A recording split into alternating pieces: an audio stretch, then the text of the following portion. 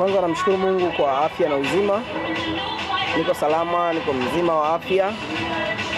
Changamoto kubwa ambayo nakutana nayo ya kutokuonekana kwenye game ni kutokana na kukosa upinzani.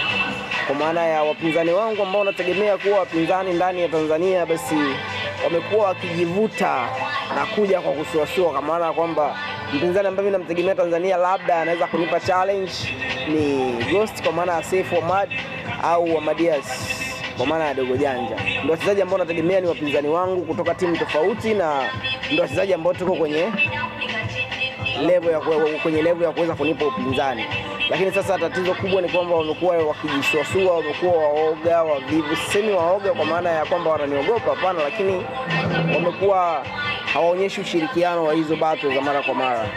Hiyo ndio changamoto ambayo nimekuwa nikikutana nayo. At least kipindi cha nyuma kidogo palikuwa na wachezaji wa kigeni, nilikuwa nikipata game mara kwa mara, lakini kwa sasa imekuwa changamoto. Lakini pia hilo ndio tatizo ambalo limenifanya nimekuwa kimya kwa muda kidogo.